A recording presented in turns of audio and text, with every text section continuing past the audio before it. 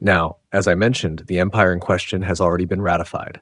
The official ratification occurred in 1993, almost 2 millennia after the prophecy was made. And in another show of good faith, I'm going to be very candid. There's no sense in me beating around the bush with this. No matter how much this might upset you, you cannot change reality any more than I can. Listening with a reasonable attitude is up to you. The name of the empire is the European Union, or the beast out of the sea, as John of Patmos calls it. It was founded on November 1st, 1993, when the Maastricht Treaty came into effect.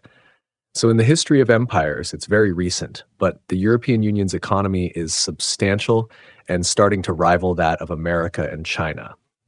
And the euro is increasingly being seen as a competitor to the US dollar on the global market, emerging as a major international currency.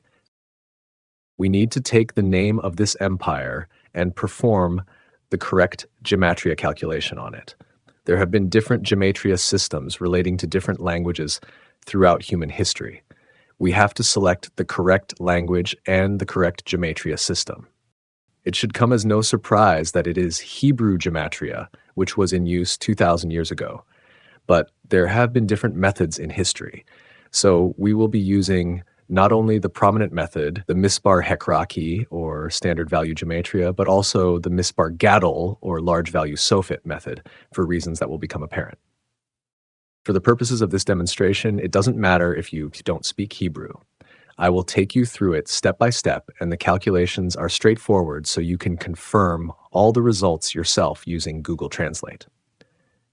The condition is simple. The number that these two Gematria systems produce must be the number we just calculated, 342. Seems simple enough, right? But it's never that simple with languages, as all languages have idiosyncrasies. And Hebrew is no different, especially when you are translating between Hebrew and English. But we have to, since Hebrew was used 2,000 years ago, and English is the language of modern-day Western civilization. To make a long story short, I managed to identify two idiosyncrasies that were obscuring the calculation. I'm not going to bore you with too many details. The bottom line, the first idiosyncrasy is simply that it concerns the definite article, meaning if you would like to say the European Union or just European Union in Hebrew. Now, while it's customary to use the definite article when saying the European Union or the United States of America, engravings work differently, often omitting the definite article. The name of the empire appears this way on its emblem, its website, on its Wikipedia page, on the Britannica website, etc. America, as another example, also omits the definite article on its Wikipedia page, on the plaque of its embassy in Jerusalem, its State Department seal, its DoD seal, etc.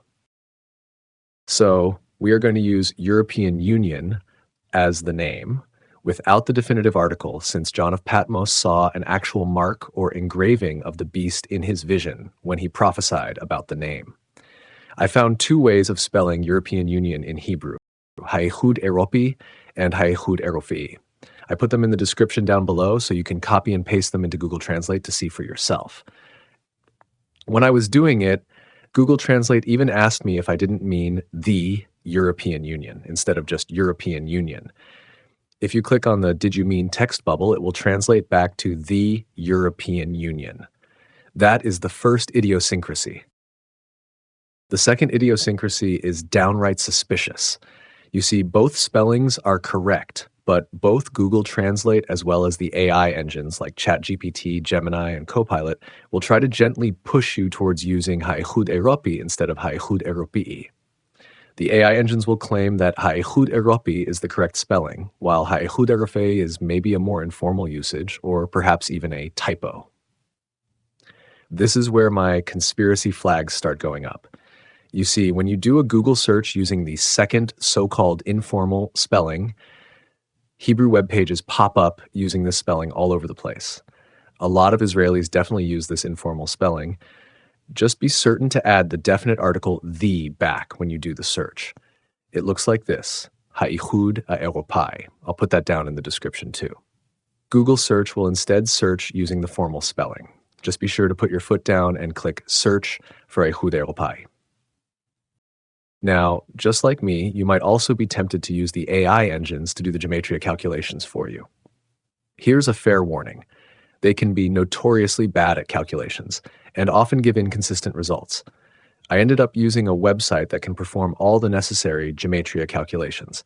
As you can see, it covers a lot of Hebrew variations, but the very first two are the ones we need. The Mispar Hekrachi and Mispar Gadol, or standard value and large Sofit as I will refer to them. Now, both the standard value and large Sofit calculate the recommended Hebrew Hayichud Europi to 341. That's only a single digit off, but still not 342. How odd. However, both the standard value and large Sofit calculate the informal Hebrew Hayichud Europai to 342. Bullseye. Now, isn't that a bit suspicious? The spelling Google Translate and the AI engines push towards is one digit off, while shall we call it Israeli field spelling hits the bullseye. So the question is, do we write the formal Hebrew spelling that yields 341 off to idiosyncrasy? Well, believe it or not, I'm not the kind of person that likes to reach, especially in a situation like this that could put atheism in mortal danger. See, I can be skeptical too. So I tried another angle. How would Sherlock Holmes word it? Eliminate the impossible. Whatever remains, however improbable, must be the truth. So I calculated the numbers of the names of the other noteworthy economies on Earth using standard value and large Sofit. Here are the results.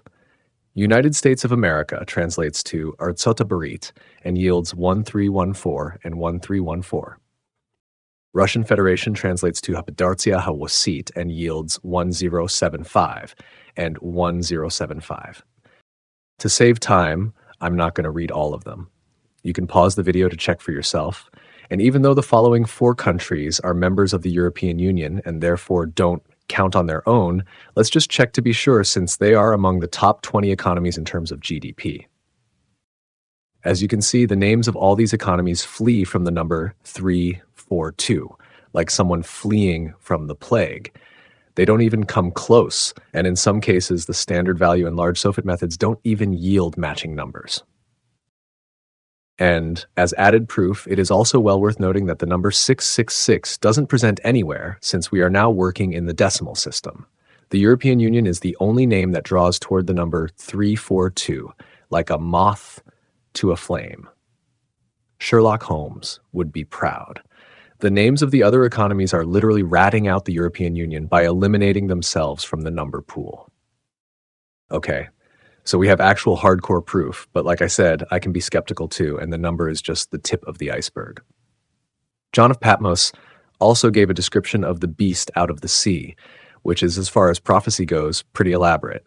The question is, does his description foretell the type of political organization the European Union has taken on? And then there's America, Russia, and China.